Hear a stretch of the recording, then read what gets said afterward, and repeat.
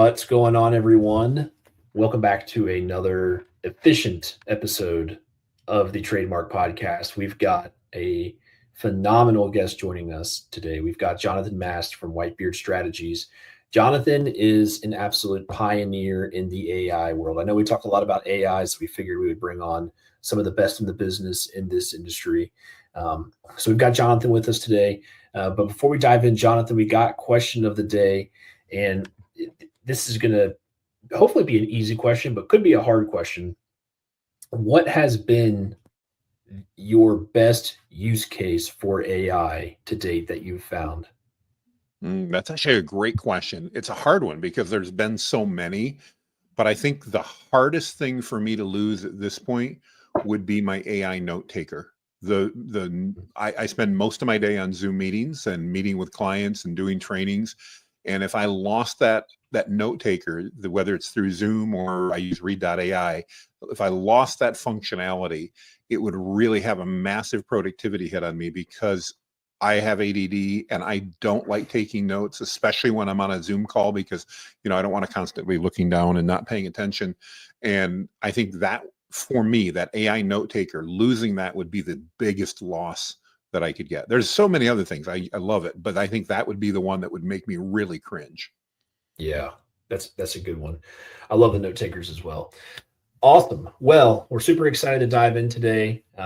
So let's go ahead and get started. Step into the TradeMarke, your go-to podcast for everything marketing in the trades. Hosted by award-winning industry marketing experts Sarah Gerardo from Remarketable and Eric Thomas from Rival Digital. Together, we're here to unite the worlds of trades and marketing, bringing you insights, stories, and strategies from the heart of the industry. Whether you're a trade professional, a marketing expert, or somewhere in between, this is the place for you. Listen in as we're here for the big ideas, the game changers, and the everyday successes. Because at the TradeMarke, we're with the trades and for the trades. Whoop, whoop. Super excited. Welcome back, everyone. Jonathan, thank you so much for taking time out of your busy schedule to hop on and chat with us today. I'm excited to be here. I love talking AI and in a past life, spent a lot of time dealing with trades. So this is kind of like old home week in a way, This is cool. I love it. Little homecoming. Awesome. Well, Jonathan, why don't we just go ahead and just kick things off, if you don't mind. Just briefly introduce yourself for our listeners out there. And sure. We'll just take it away from there. Yeah, happy to do so. So I have spent most of my career in sales and marketing, spent the last about 13 of the last 15 years in a digital marketing agency that I started, and we served home services. So I got very familiar with working with trades, and we were a pretty traditional digital marketing company providing everything from websites to ads to you name it. We were blessed. We had a great company. We grew. And then when ChatGPT came out with this incredible wrapper that allowed and made AI approachable, and we've been using it in one form or another for years, it just really, as an ADD entrepreneur, which I am, it really changed my life. And we were at a point with the agency that I was beginning to probably cause more problems than not, because of course, as an ADD guy, I like to get things done now and do things quickly. And that wasn't always according to protocol, sometimes protocol that I set up, but it's like, okay, it got done. And that was causing more issues. And so it seemed like a good time. I stepped away from the agency back in 2023 and, glad to say it's still going well and everything else. And I decided I was going to focus on AI. As I mentioned, I'm a entrepreneur. I'm that, if you're familiar with like EOS, I'm the quintessential visionary founder. That's who I am. It means I drive a lot of my team crazy, and good, bad, or indifferent. But yeah. AI really allowed me in my personality to get so much more done, and often to get things done at a higher value than what I was doing before. One of the things that always has frustrated me as an entrepreneur is that I have more ideas than I have time to implement. And a lot of times that meant things that probably should have gotten done, didn't get done, or didn't get done in a timely manner because there simply wasn't time. And when I say things like that, they weren't urgent things. The urgent stuff always got done, but some of the non-urgent but important stuff might wait for weeks, months, sometimes even years before I actually got the time to do it, because it kind of had to get up to that urgent point before it got taken care of. And AI allowed me to go through my urgent list really fast to get tons of stuff done. And so my focus now is on AI education, training, and masterminds. And I help businesses and their teams figure out how to leverage AI practically. I'm not a theoretician. I'm not into AI theory. I'm not into what's going to happen in 6 months. I'm really focused on, and I'm looking for my phone. There it is. How do we use our phones and our computers literally today to save 30 to 60 minutes by leveraging AI to do some things that we're already need to do today, things that we're probably going, great, I know I got to do this, but I don't love it, and have AI do some of that heavy lifting as a collaborator with us, not as a replacement, but as a collaborator. Mm-hmm. And so where do you see, because you worked in the home services, so where do you see AI would be most beneficial to that industry? Well, I think there are so many places, and it depends partly on the size of the home service company. You know, I know a lot of home service companies, they're solopreneurs or maybe solopreneurs and 1 or 2 people in the office helping out with things. I think one of the big things there, and refer back to a roofer that I just talked to the other day, good sized roofing company, I mean, multi-million-dollar roofing company. They're doing lots of work, but they use contractors to do a lot of the overflow. They've got like 1 or 2 crews, but when they get super busy, they've got contract crews. And they ran into an issue that we've probably all ran into before, which is, how do I get the foreman on those contract crews to make sure they're doing the things that make us as a roofing company look good when they show up? And we were chatting, and he was saying, I need a better process for when they arrive at the house. You know, they're not necessarily going and greeting and looking for the homeowner like we want them to do before we make a mess of their yard and their roof and everything else. And they're not explaining about the noise, and they're not explaining how many days it may take and what to expect. And he said, even though the homeowner's already been told all this by a project manager, it's so helpful to have the foreman, when they arrive on site, just spend 10 minutes with the homeowner, solves tons of customer service expectation issues. And I'm like, well, do you have an SOP? And he goes, well, yeah, but I don't know that they're doing anything with it. And so we took a minute, we uploaded his SOP into ChatGPT, we explained the situation, and in about 30 seconds after we did that, we had an incredibly revised, detailed SOP of how those foremen should be walking in and dealing with that new job site. He goes, well, that's great, that's more detailed, but he goes, how do I make sure they're doing it? And so we asked ChatGPT to create a checklist for the foreman, knowing the foreman's busy and doesn't want to go through all these details. How can we make it easy for them and add some accountability? And again, in about 30 seconds later, we had a checklist. And he's like, oh my gosh, that will solve probably 80% of the issues. All the issues? No. But literally in a 10-minute conversation, we solved a problem that he'd been struggling with for weeks, trying to figure out what to do, maybe months. He didn't share exactly how long. And that's just one of a gazillion examples. It can help out with, you know, the emails that we have to send when a project's being delayed, or when we're waiting on parts, or maybe when a client's unhappy about something that took place, or we need to reschedule because, you know what, Billy's got a basketball game that I promised I'd go to and I forgot about it and I got to reschedule. We all have lives and that happens, but sometimes writing those emails, communicating that, it's arduous. And so we sometimes go, you know what, I'm just not going to say much about it and I'll deal with it later. Well, that's not good for relations. And ChatGPT, Claude, Gemini, any of those AI tools, they can help us in those areas in literally right from our phone in minutes, solve all those issues for us and allow us to move on. So I could go a lot more, but just off the top of my head, those are a couple of quick examples. Yeah, those are great examples because, you know, when you are starting and you do have it's just you need to automate as much as you can. Yep. To become efficient, right? Because there's only so much time in a day. And that's why I love using AI. It's like, there's only so much time in a day. I'm not smarter than a computer, like, or a large learning, like I'm not smarter. Well, absolutely. But at the same time, yeah. Sorry, no, go ahead. At the same time, it just helps me ideate. It helps me think bigger, right? Yeah. No, it's one of my favorite uses for AI is just brainstorming and helping me refine my ideas and go through things like that. I have in fact, I was just talking this morning to a client. I have a board of advisors. I don't run a big company. We've got 5 of us total, so we're not that big. And I have a board of advisors that has been programmed and set up. And that board of advisors is made up of some historical figures, some people that have passed recently. And in my case, even a fictional character from the movie Iron Man. I have Tony Stark as one of my guys. And people are like, why Tony Stark? And I'm like, well, one, I just like the movie and it was cool. And you know, he's nice. But we had AI create a virtual avatar for every one of the individuals. And now when I have questions, again, literally from my phone, and this is the benefit in home services, you can be hopping in your truck and go, man, I've got 10 minutes. I need to figure out a problem. Pull up like your advisory board and ask it a question. And you'll get reasonable, sometimes incredible answers and insights back that, again, as a small business, oftentimes we just don't have access to. It can be very lonely being that entrepreneur and going, okay, I don't know who to ask about this.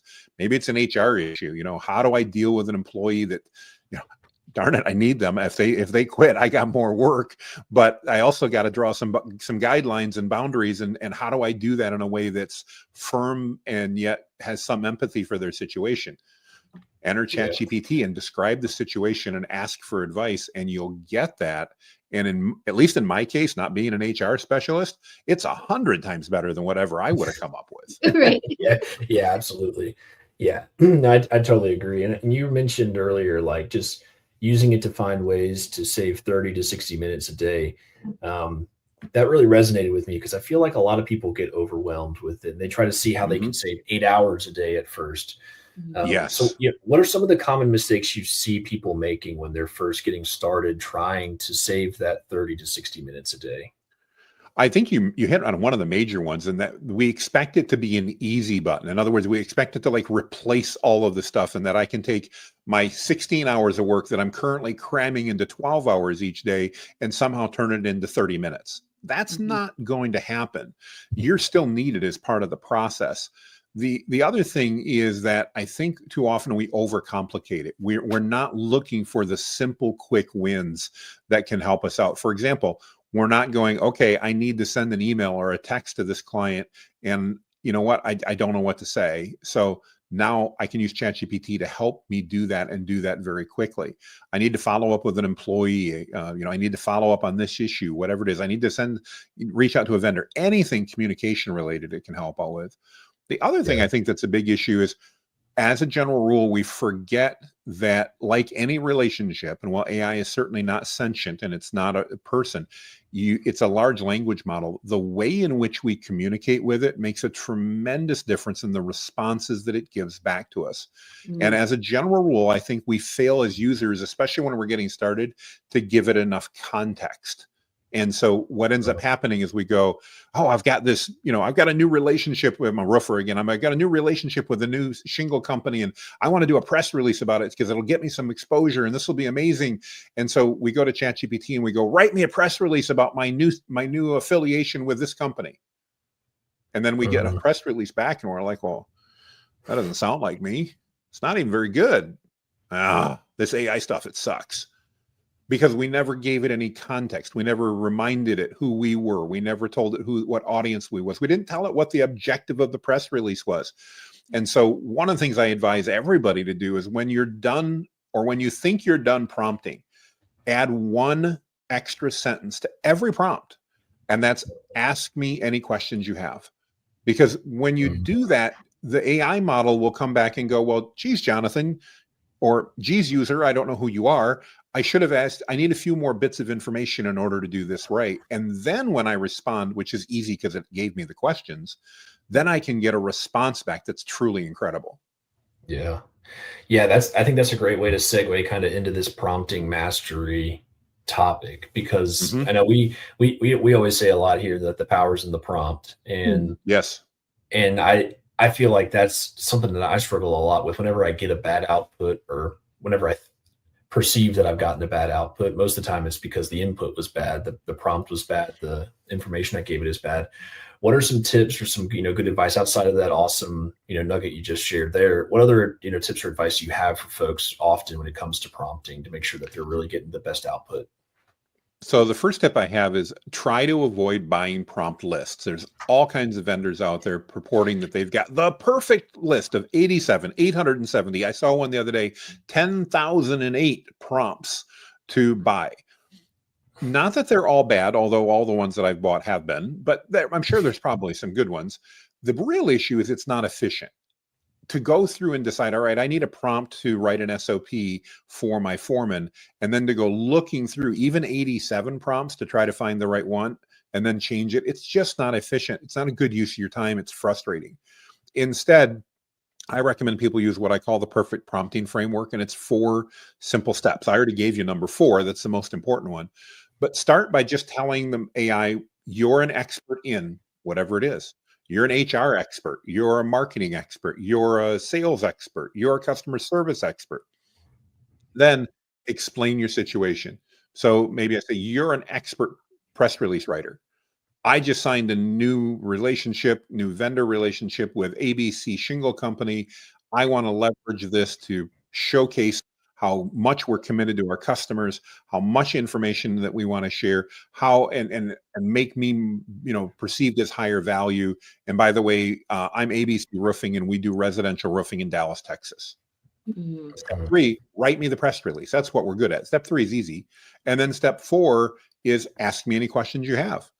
And when you put that together like that, now when I've forgotten some things, which I do all the time when I'm prompting, it's going to go ahead and ask me those questions. But in most cases, if I give it the context and I ask it to ask me clarifying questions, again, I'm going to be able to get tremendous responses. And here's the good news. We can create that prompt on almost any topic in just a minute or 2. So that's a lot faster than dealing with this prompt encyclopedia that I want to go through, or maybe don't want to go through in order to find the perfect prompt. Mm-hmm. And when you find sorry, Eric. No, I was just going to make a joke that I swear those like prompt Bibles that I see Instagram ads for, I bought one once and I was like, this person 100% went to ChatGPT and said, provide me with a list of 800 productivity prompts for me to sell. And then they copy and pasted it and sold it. And I was like, this was the biggest waste of $9 in my life. You spent $9 and so they got $9. Yeah. Right? How many $9 you need? I mean, it's kind of genius. In some ways, but the prompt it's so important. Do you ever ask it to give you the prompt? So like you write out the prompt first. I do. And then say, hey, give me the prompt. And then do you put it into like a special GPT so that you can continue to use the same prompt? It's like you've read my mind. Yeah. So I actually take the perfect prompt framework, and I encourage you to do that. So if you're not familiar, both ChatGPT, Claude, and Gemini all allow you to do what they call a custom trained model. In ChatGPT, we call them custom GPTs. And you can literally create one, take that 4-step framework that I gave you, and just say, I'm going to give you an objective, and I want you to follow step 1 through 4, and I want you to give me the prompt. It's literally all you need to do. You can save that, and I have one called My Perfect Prompt Creator that I use it daily, and that's the instructions essentially. When I then have an idea, it's like, oh, I did one earlier today. I was talking to a client, and he's like, I need some help figuring out where we're wasting time and money. How can AI help? And I said, well, AI first need data to do that, and I recommend you do an interview. So I went to My Perfect Prompt Creator and I said, write me a prompt with variables that allows me to put in some variables in there that would interview a company owner, asking one question at a time to help identify what areas they could save time and money in within their business. And when you've got enough information, provide recommendations. It was a really long prompt when I got done, but that's all I gave it. And I just sent it off to the client, and he's like, oh my gosh, this is like amazing. And it does. Now AI is literally interviewing you as a business owner to find out what areas that exist that could you possibly save time or money. So it's almost like having a consultant in your pocket, but the beauty is a consultant on whatever you need. Yeah. Whatever you need. Yeah. I've asked some pretty random questions. As have I. Yes, absolutely. But that gets back to kind of one of the first things we talked about. If you're newer to AI, don't hesitate. Ask it random questions. Try it out. It's not going to bite. Ask it some questions. And sometimes you can just do it for fun. I mean, I use it for work all day long, But Right. I was sharing just the other night, my wife and I have been married for 22 years, and she shared that Open Arms, it's either Foreigner or Journey, I don't remember who sung it, was her favorite rock ballad of all time. We've been married 22 years. I never knew that before. If she told me, I forgot. I don't know.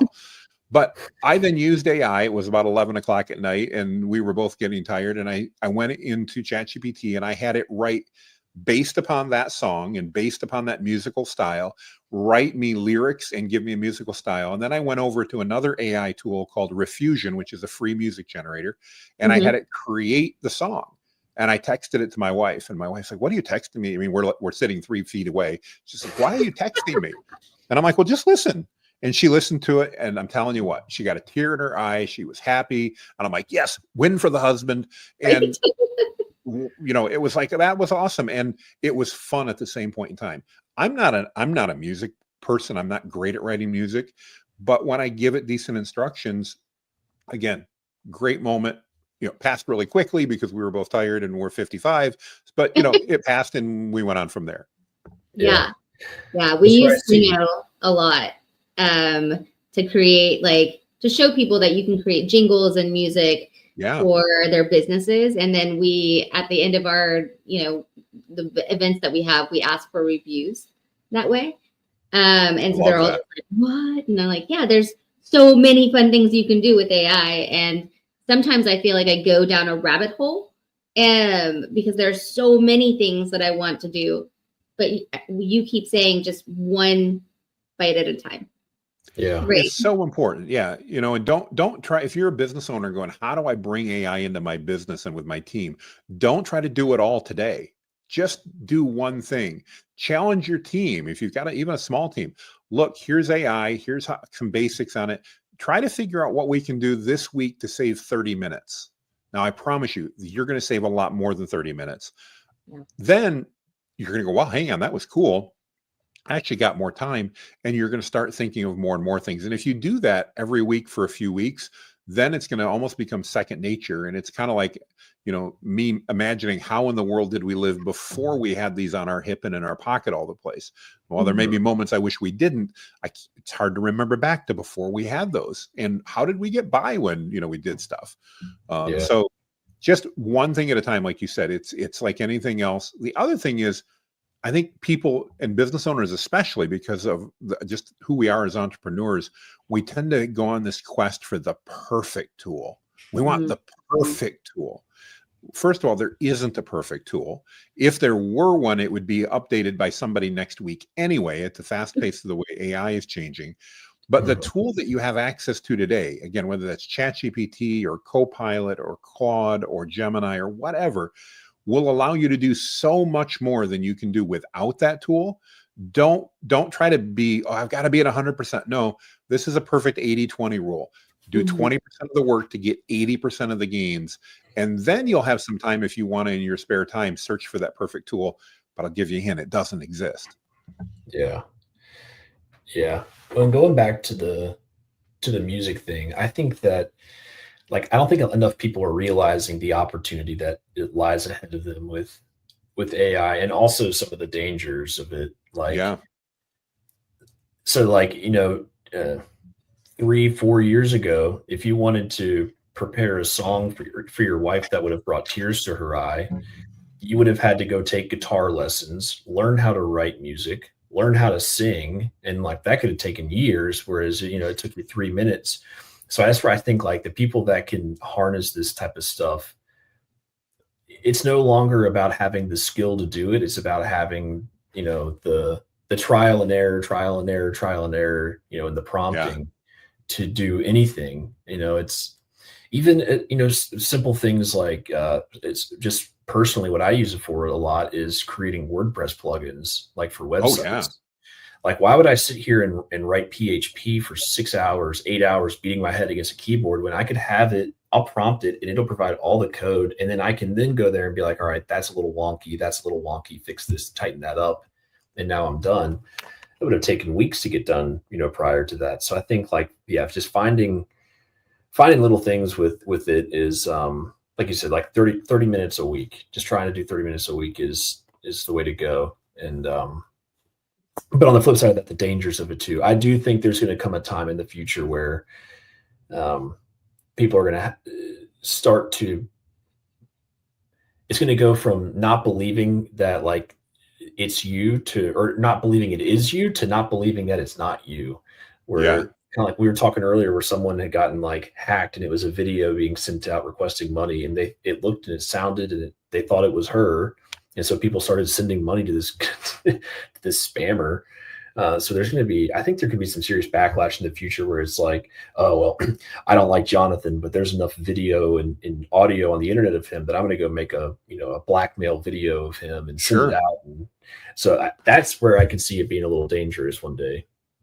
I agree. I think there's definitely dangers as there are with any tools. I think, as a business owner, it's one of the reasons, especially if you're in home services, you're working in a local community, it's that much more important that you develop your personal brand and your company brand really strongly. Because if you want to do that to me, I promise you, there's enough video. I've got over 1,000 videos on YouTube. There's plenty of videos that you can use and pirate and figure out how to make Jonathan say something he hasn't done with tools that they have out now. There's plenty of audio to do that. Yeah. But if somebody were to do that and it's not in align with what everybody has learned to expect from me, all I have to do is go, guys, it's very obvious that's not me. And people will go, oh yeah, you're right. You've never done that. You've never acted like that. Makes sense.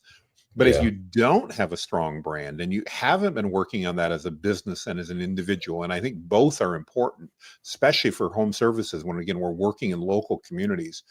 Then if somebody, a competitor, maybe an ex-employee, maybe somebody you used to date, I don't know, gets mad and tries to cause problems for you, it's a whole lot harder to walk away from that because there isn't any other content out there to prove who you are. So I think it's that much more important nowadays that one, we're authentic. We AI allows us to be less than authentic. We need to definitely maintain that authenticity. And I think we need to remember when it comes to sales related stuff, that people still buy from people they know, like, and trust.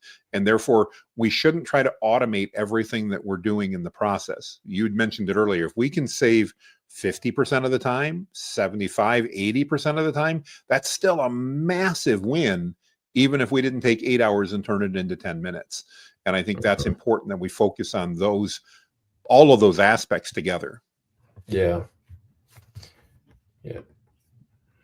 Yeah, I 100% agree. I think safety and compliance is a business owner needs that in general, but there are ways to, AI can be scary. I think you just need to know. You just need to be alerted. Like the infrastructure of small businesses when it comes to IT compliance is sometimes non-existent because they don't know what they don't know. Right. And so I think this is going to ask them, okay, well, what do I need to stay safe? What do I need to protect my customer data? What do I need to protect my brand? And also, like, how do I continue to build my brand in a way with AI so that I can build it faster and still remain authentic? So, I think if I were to give business owners advice that didn't have an IT framework, just in general, be like, let's just start there, right? Yeah. Like, what are we missing? And then what I like to do is go to the employee and like you said, you set up interview questions of what is in their job. For me, I ask the employee, I'm like, go through every single task of your job and write it out and tell me what you do not like to do. Yes. Tell me what time does this take you? And let's see if we can cut it down. It's not a promise. It's like, let's just figure it out together. And then we put it in AI and we look at the inefficiencies and then we take it to a growth engineer and we're like, hey, help us automate it, right? I think that marketing roles and a lot of our roles will look a little bit different. And no question. Yeah, and completely shifting at this moment, actually. And what do you think that marketing role really looks like for agencies and then for, let's say, a marketing person inside of the company? If I can, let me address it in reverse order. So let's first address the team member. I think that, it's natural that a lot of team members look at AI and they're concerned. They're going, man, if I embrace this, I might work myself out of a job and that would really suck. there's of course a risk of that, but I think the bigger risk to an employee is to play the ostrich and stick their head in the sand and go, I'm not going to do anything. Because while I don't think that many people are going to be replaced with AI, I absolutely think those people that refuse to figure out how to leverage their skill and experience with AI will be the first ones to get replaced. I'm older than both of you, but I remember when I got in the workforce, they were just putting PCs on desktops. And literally, there were people that still had typewriters and adding machines. And some of those people, generally with as much white hair as I have today, would go, no, I'm not going to do that. And they were allowed to get away with that for a year or two. But then even they had to switch, or they were going to lose their job because the industry moved, the business moved, and everybody else did. AI is not going away. It's not something for us to ignore. So if you're a team member, my recommendation is figure out how to become an expert at using the tool, not necessarily at everything and how to develop or that, but just at using ChatGPT or Gemini or Claude to help bring more value to the customers you serve and to your employer. And when you do that, you will become indispensable and you won't be losing your job. In fact, you'll probably be getting a raise. Mm-hmm. From the employer perspective as a company, I think we need to understand that really as we're doing this in 2025, if we don't embrace AI and start doing it, it's a peril not only of our business, but of all those that we're responsible to, because our competitors will. And here's probably the big difference. A year ago in 2024, we were about a little over a year into ChatGPT. There were still a lot of people that weren't really sure about what to do with it. They weren't really expecting much. From a consumer perspective today, we're seeing that change dramatically. We don't all want to talk to AI, but we almost all want the option to do so. In other words, if I call in and it's a 3-minute wait with my bank and I've got a simple question, I'd really rather just talk to AI and deal with it than waiting 3 minutes. And if I'm calling Comcast or my local cable provider and it's a 3-hour wait, then I really want to talk to AI instead of talking to somebody else. But I want the option to do that. And I think as a home services business, we need to keep in mind, we need to start providing more and more options like that, whether that may be booking appointment. So I just had an electrician at my house adding some outlets, and it was great. We were literally able to do it right through their website. We didn't have to talk to anybody. We were able to book it all. And it was great because my wife and I did it at 11 o'clock at night. It was, okay, we thought about it. We talked about it and it was booked. 3 days later, yep, they show up. We got all the text confirmations. But that, I think, is what people are beginning to expect. I don't want to be forced to talk to an AI, but I want that option because it's that level of service that's going to help you grow your business. And here's the good news.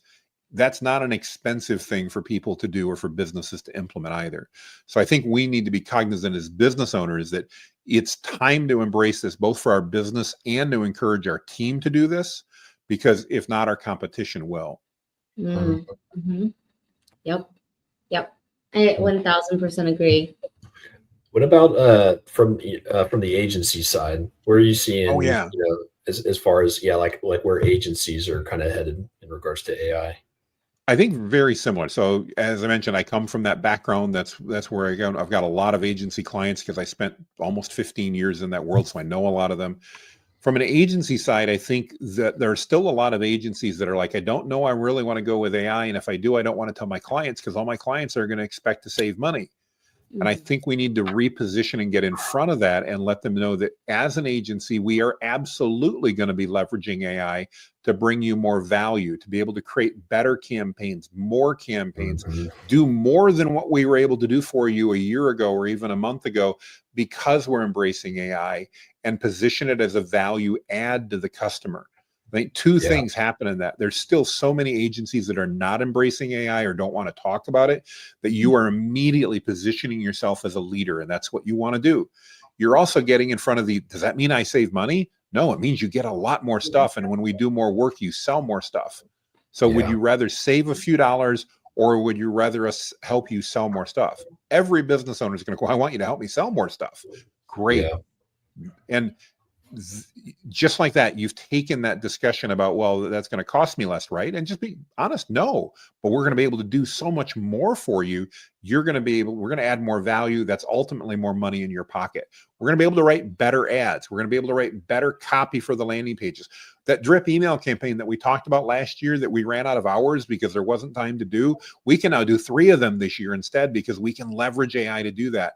And we can customize it because our agency has perfect processes in place that are, by the way, ours. We've done, make it your own process. Doesn't have to be anything else. But if you work with us, we're going to train the AI to reflect your tone and style. So when we create that content, it's not going to sound like ChatGPT wrote it and talk about delving and game-changing tools. No, instead, it's going to sound like you and your business. And by the way, as an agency, that now creates stickiness. So we all know somebody's brother-in-law or whatever, they get in the business and they're like, hey, I got to switch. I got to move. Yeah. Well, now when that happens, all we have to do is go, well, that I certainly understand you want to support the brother-in-law, but does he have his AI models trained on how to sound and reflect like you? When he writes ads, is it going to be in your tone and style? And they're going to go, well, I don't know. Yeah. And when the brother-in-law says, oh, not really, now it's another reason that person's going to stay with you, because if they leave you, that knowledge base that you've grown for them, that stays with you, and that means they lose it. So it's another way to create stickiness with your clients. Yeah.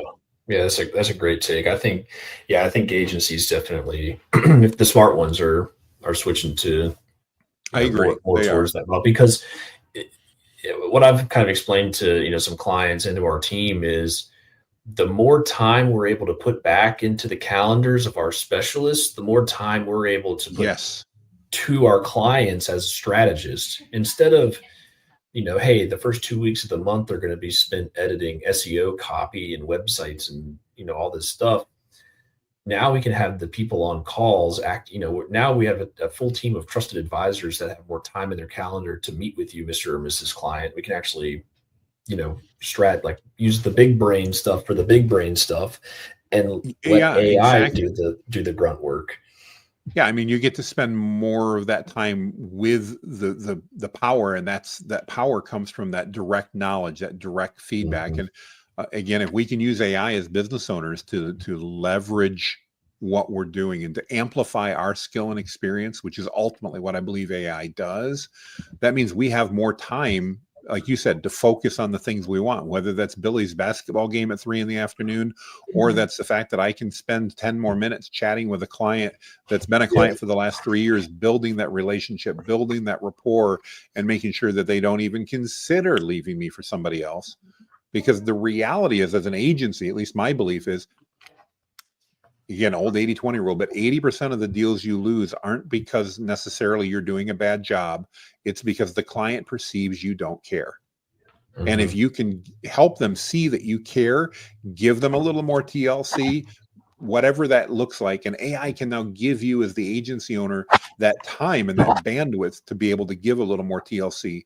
And, if we can drop our churn, that's good for every agency out there. Yeah. Personally, I wouldn't be working with an agency that isn't leveraging AI, right? Because, and I hate to say that, but I need innovation. I need more. I need someone to, produce faster quality content, whatever they're doing. And the build of the websites, yes, eventually it will go down in cost. But right now I need to learn and buy the tools, is what I would say, so that we can test and iterate and make the best process for you. Because I can build a website for free in 30 seconds and then launch it, right, with AI. And and e-commerce brands do this every day, and they have millions and billions of dollars of sales. So, it's taking that archaic way of thinking of hey, you need a website with 400 pages, 300 million backlinks, and all of this stuff, and saying, hey, I can produce faster, quicker, iterate. And then I'm looking for that when I look for an agency, right? Tell me something different. Yeah, the speed of business is not slowing down, it's speeding up. And as a result, like you said, that agency needs to be able to be nimble. You need to be able to react to me. When I have an idea as a business owner or something that I want to implement because I saw a competitor doing it or I read something, I don't want to be told, well, next month we should be able to get that done for you. I want it done this afternoon. And AI can help do that. Maybe not this afternoon, but certainly this week, as opposed to, well, we got to get that in the queue. And that's going to be the agencies that fall into I'll get to that someday are going to have lots of time someday because they're going to start losing clients to the agencies that are nimble and are like, great, no problem. We can get you a minimum viable product out there in 3 days that will allow people to start signing up for this new service, as opposed to 3 weeks or 3 months, which happens so often in the agency world when you've already forgotten why it was important to you. Yeah. I'm big on doing scream tests, like often. So a lot of times I'll have the team, be like, all right, do this system wide, just this one thing system wide. And we'll just see, like, if we'll see who, if anyone, screams. And it was probably, I don't know, half a year, eight months ago or so, maybe close to a year ago now. I was like, just for 1 month, let's produce nothing but AI content. And we'll same process, we'll send it to him for approval. We'll whatever. Not a peep. I was like, all right, do it again next month. Did it. We had, I think, probably 5 or 6 people reach out to me directly and say, Eric, I don't know what changes you guys have made, but the content has been really, really good lately. I love it. Exactly. I was like, okay. And so then I was like, all right, let's do the screen test on the opposite side. Let's flip it back to our old process for a month. And then we had different people reach out being like, I don't like this. I need to change this. We need to edit that. That's wrong. I was like, that's interesting. Exactly. Well, and again, I think a point you make there that's so important is that you're using, again, your skill and experience to have AI create more value, not less. It wasn't about, let's just throw out 10 times more content because it's more content. It was, let's use AI and use what we know to create better content that converts better, that's more focused. And the thing I love as a marketer is we can now leverage AI to do much more niche and targeted based marketing. So instead of writing one email campaign that goes out to everybody on a nurture sequence, because we don't have time or budget to create more, we can now create 5, 10, or 15 of those campaigns. And with the technology we have, it's really easy in our marketing automation systems to segment our lists. And now I can make sure that, if I'm a roofer working with homeowners and you live in this suburb, I'm going to send you one thing. And if you live over here, and maybe that's a younger demographic, more kids, and that I'm going to send you different types of content. You can appeal to your audience more, and that means you're more relevant. And AI can do that so easily. We just need to begin with that great master copy, which is why you as a marketer are still so important. And then we can leverage that and tweak that into things that are going to add more value to the audience. And when we add more value to the people we're serving, they do more with us and spend more money and refer more people. Yeah. Love it. That's really good. So we're about 15 minutes away from the top of the hour. I know you have a hard stop. So I just, before we start winding down here, is there anything we haven't asked yet that you were hoping to hit on or highlight? No, I think it's been a great conversation so far. And I love just encouraging people to not try to do everything. Focus on using the tools that you have in front of you and make significant gains there. And then down the road, let's start worrying about optimizing. Yeah. I have one last question for you. What is your favorite tool to use right now? Because there's so many, and like Manus just came out, but like, what do you love to use?